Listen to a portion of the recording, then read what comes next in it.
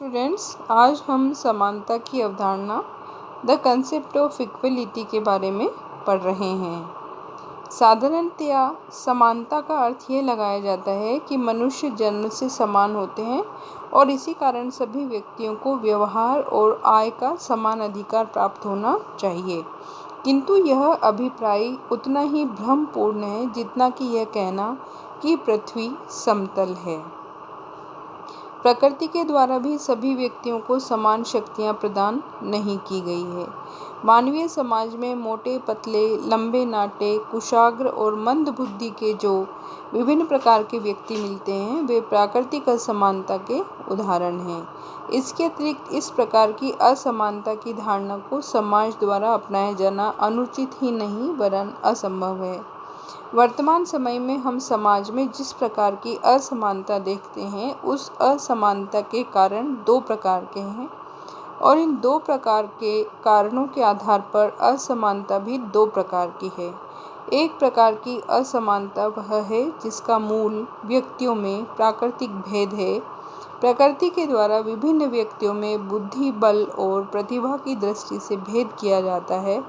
इस भेद के कारण जो असमानता उत्पन्न होती है, उसे प्राकृतिक असमानता कहते हैं, जिसका कि निराकरण संभव और उचित नहीं है। समाज में विद्यमान दूसरे प्रकार की अवधारणा वह है जिसका मूल समाज द्वारा उत्पन्न की गई विषमताएं हैं। अनेक बार बुद्धि, बल और प्रतिभा की दृष्टि से श्रेष्ठ होने पर भी निर्धन व्यक्तियों को अपने व्यक्तित्व के विकास के वैसे अवसर नहीं मिल पाते जैसा कि उनसे निम्नतर बुद्धि बल के व्यक्ति कर लेते हैं। इस कारण सामाजिक असमानता का मूल कारण समाज द्वारा उत्पन्न परिस्थितियों का वह वैषम्य होता है, जिसके कारण सभी व्यक्तियों को व्यक्तित्व के विकास के समान अवसर प्राप्त नहीं हो पाते। राजनीति विज्ञान की एक धारणा के रूप में समानता का तात्पर्य सामाजिक वैषम्य द्वारा उत्पन्न इस असमानता के अंतर से है। इसका तात्पर्य यह है कि राज्य के सभी व्यक्तियों को व्यक्तित्व के विकास के समान अवसर दिए जाने चाहिए ताकि किसी का विकास न रुके। अतः समानता की विधिवत परिभाषा करते हुए कहा जा सकता है कि समानता का तात्पर्य ऐसी परिस्थितियों के अस्तित्व से होता है जिसके कारण व्यक्तियों को व्यक्तित्व के विकास हेतु समान अवसर प्राप्त हो सके और इस प्रकार उस असमानता का अंत हो सके जिसका मूल कारण सामाजिक वैषम्य है। लास्की ने भी कहा है कि समानता मूल रूप से समानीकरण की एक प्रक्रिया है। इसलिए प्रथमतः समानता का आशय विशेषाधिकारों के अभाव से है। द्वितीय रूप से इसका आशय यह है कि सभी व्यक्तियों को विकास हेतु पर्याप्त अवसर प्राप्त होने चाहिए। अब हम देखेंगे कि समानता के विभिन्न पक्ष या आयाम क्या हैं। समानता वर्तमान समय की संभवतः सर्वाधिक लोकप्रिय धारणा है और विभिन्न विचारकों व विचारधाराओं में अपने अपने तरीके से समानता की धारणा का प्रतिपादन किया गया है। इस स्थिति ने समानता के विभिन्न रूपों या आयामों या पक्षों को जन्म दिया है, जैसे वैधिक या कानूनी समानता, राजनीतिक समानता, सामाजिक समानता और आर्थिक समानता। सबसे पहले हम यहाँ वैधिक समानता या कानूनी समानता की बात करते हैं, लीगल इक्वलिटी की बात करते हैं। कानूनी समानता का अर्थ है कि राज्य के द्वारा अपने नागरिकों के साथ मनमाना व्यवहार नहीं किया जा सकता। कानून की दृष्टि से सभी नागरिक समान हों और सभी नागरिकों को कानून का समान संरक्षण प्राप्त हो। इसके अतिरिक्त कर्तव्य के प्रसंग में भी समानता मानी जाती है। जन्म, वंश, धर्म, संपत्ति आदि के आधार पर न तो किसी को विशेष सुविधाएं प्राप्त होंगी और न उनके कर्तव्य ही अलग अलग माने जाएंगे। इसी तरीके से कानूनी या वैधिक समानता में करों के निर्धारण में समानता और मानी जाती है तथा यह भी माना जाता है कि विवेक संगत आधार पर भेदभाव कानूनी समानता के अंतर्गत मान्य हो सकते हैं। अर्थात इसका अर्थ यह है कि विवेक संगत आधार पर यदि किसी वर्ग विशेष की विशेष सुविधाएं प्रदान की जाती हैं तो समानता का सिद्धांत इसका निषेध नहीं करता। शर्त यह है कि उस स्थिति में उस वर्ग के सब लोगों पर वे समान रूप से लागू हो। जैसे राज्य कोई ऐसा कानून बना सकता है कि अमुक राशि से कम आय वाले लोगों को सरकारी दुकानों से सस्ता अनाज मिलेगा। अब हम देखते हैं राजनीतिक समानता। राजनीतिक समानता का अर्थ यह है कि राजनीतिक प्रक्रियाओं को प्रभावित करने के अवसर सभी नागरिकों को समान रूप से प्राप्त होने चाहिए। राजतंत्र, कुलीन तंत्र, तानाशाही व्यवस्था राजनीतिक समानता के सिद्धांत में विश्वास नहीं करते। इन व्यवस्थाओं में जन्म या वंश के आधार पर भेदभाव एक सामान्य स्थिति है, लेकिन लोकतांत्रिक व्यवस्था राजनीतिक समानता के सिद्धांत पर आधारित होती है। राजनीतिक समानता के अंतर्गत ये सब आएंगे, जैसे मतदान का अधिकार सभी को समान रूप से प्राप्त होगा। धर्म, जाति, संपत्ति, शिक्षा, लिंग के आधार पर इस संबंध में किसी के साथ भेदभाव नहीं किया जाएगा। अवयस्क व्यक्तियों, पागल, दिवालिये या संविधान द्वारा मान्य अन्य किसी आधार पर अवश्य ही किन्हीं व्यक्तियों को मताधिकार से वंचित किया जा सकता है। चुनाव में उम्मीदवार बनने का अधिकार भी राजनीतिक समानता के अंतर्गत आता है। प्रार्थना पत्र का अधिकार भी राजनीतिक समानता के अंतर्गत आता है। अर्थात नागरिकों को प्रार्थना पत्र देने और इस माध्यम से अपनी शिकायतें सरकार तक पहुंचाने का अधिकार समान रूप से दिया जाना चाहिए। यह भी राजनीतिक समानता के अंतर्गत आता है। राजकीय नियुक्तियां तथा सम्मान प्राप्त करने का अधिकार भी राजनीतिक समानता के अंतर्गत ही आता है। राजकीय नियुक्तियां, सम्मान प्राप्त करने के लिए सभी को समान रूप से अधिकारी समझा जाना चाहिए। केवल शिक्षा, सेवा, किसी विशेष योग्यता के आधार पर इस संबंध में भेदभाव किया जा सकता है। विचारों की अभिव्यक्ति तथा दलीय संगठनों के निर्माण का अधिकार भी सभी को समान रूप से प्राप्त होना चाहिए। ऐसा राजनीतिक समानता के अंतर्गत माना जाता है। अब हम देखेंगे सामाजिक समानता। समानता के एक महत्वपूर्ण पक्ष सामाजिक समानता है, एक महत्वपूर्ण आयाम है। सामाजिक समानता का आशय यह है कि समाज और सामाजिक जीवन में सभी व्यक्तियों को समान समझा जाना चाहिए। धर्म, जाति, वंश, लिंग, जन्म स्थान के आधार पर व्यक्ति में कोई भेदभाव नहीं किया जाना चाहिए।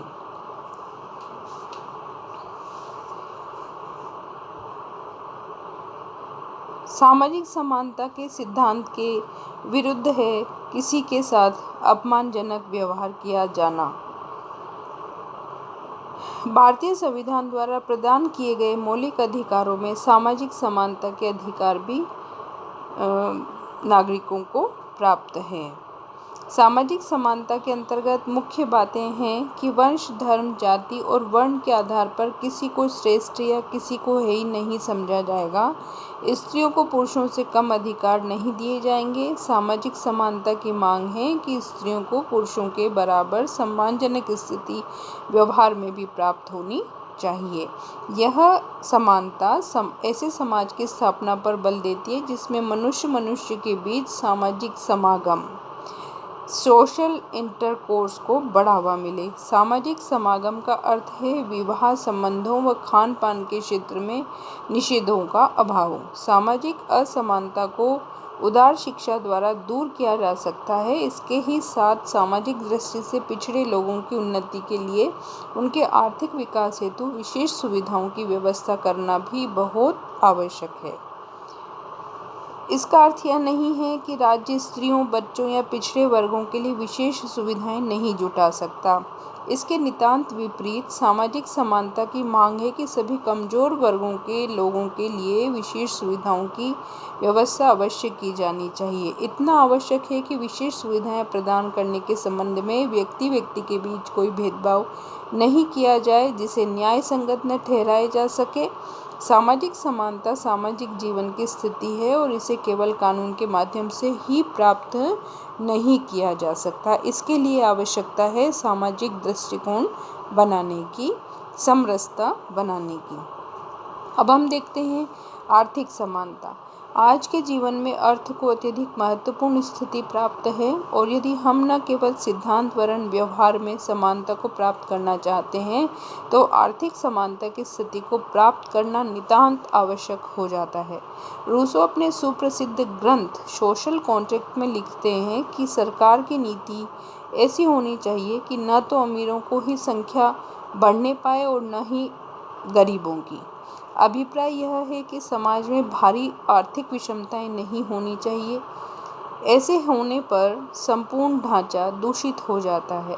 लास्की के अनुसार जिस देश में संपत्ति तथा उत्पादन के साधन कुछ गिने चुने लोगों के हाथों में केंद्रित होते हैं उस देश की राजनीति, संस्कृति, शिक्षण संस्थाओं तथा न्यायपालिका पर धन पूर्णतया हावी हो जाता है।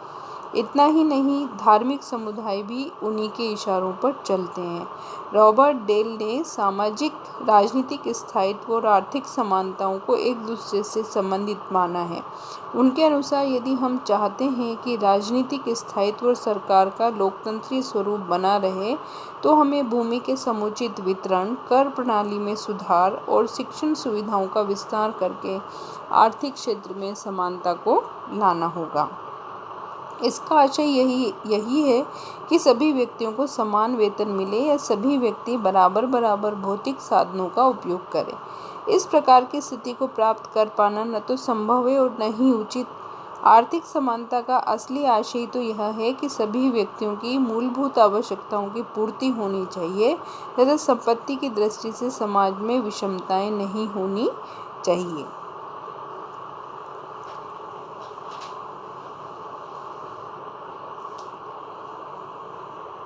अब हम यहाँ देखेंगे कि स्वतंत्रता और समानता में क्या रिलेशनशिप है। स्वतंत्रता और समानता के पारस्परिक संबंध के विषय में राजनीति शास्त्रियों में मतभेद है। कुछ व्यक्तियों द्वारा स्वतंत्रता और समानता के लोक प्रचलित अर्थों के आधार पर इन्हें परस्पर विरोधी बताया गया है। उनके अनुसार स्वतंत्रता अपनी इच्छानुसार कार्य करने की शक्ति का नाम है, जबकि स्वतंत्रता का तात्पर्य प्रत्येक प्रकार के सभी व्यक्तियों को समान समझने से है। इन व्यक्तियों का विचार है कि यदि सभी व्यक्तियों को स्वतंत्रता प्रदान कर दी जाती है तो जीवन के परिणाम नितांत असमान होंगे और शक्ति के आधार पर सभी व्यक्तियों को समान कर दिया जाए तो यह समानता व्यक्तिगत स्वतंत्रता को ही नष्ट कर देगी। केवल सामान्य व्यक्ति ही नहीं वरन डी टाकविले और लॉर्ड एक्टन जैसे राजनीति विज्ञान के प्रसिद्ध विद्वानों का भी यह विचार है कि स्वतंत्रता और समानता परस्पर विरोधी है। लॉर्ड एक्टन कहते हैं कि समानता की उत्कृष्ट अभिलाषा के कारण स्वतंत्रता की आशा व्यर्थ हो गई है, किंतु टाकविले और लॉर्ड एक्टन आदि विद्वानों का यह विचार सत्य नहीं है। लॉर्ड एक्टन आदि विचारों द्वारा स्वतंत्रता और समानता के जिस रूप की कल्पना की गई है, स्वतंत्रता और समानता का वह रूप न तो समाज में कहीं प्राप्त है और न ही राजनीति विज्ञान में इन दोनों को उस रूप में स्वीकार किया गया है।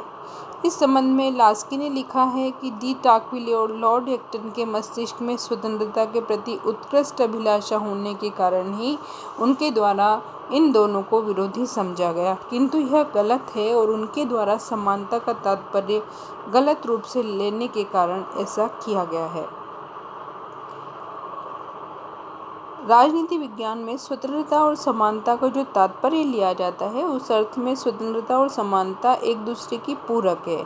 स्वतंत्रता की ठीक परिभाषा करते हुए कहा जा सकता है कि वह जीवन की ऐसी व्यवस्था का नाम है जिसमें व्यक्ति के जीवन पर न्यूनतम प्रतिबंध हो, विशेषाधिकारों का नितांत अभाव हो और व्यक्तियों को अपने व्यक्तित्व के विकास के लिए अधिकतम सुविधाएं प्राप्त हों। इसी प्रकार समानता को सभी रूप में सही रूप में परिभाषा करते हुए कहा जाता है कि समानता का तात्पर्य ऐसी परिस्थितियों के अस्तित्व से होता है जिसके अंतर्गत सभी व्यक्तियों को व्यक्तित्व के विकास हेतु समान अवसर प्राप्त हो। इस प्रकार उस असमानता का अंत हो सके जिसका मूल सामाजिक वैषम्य है। इन परिभाषाओं के देखें अगर इन परिभाषाओं को, तो दोनों का ही उद्देश्य मानवीय व्यक्तित्व का उच्चतम विकास है। इस प्रकार यह एक दूसरे के सहायक और पूरक हैं।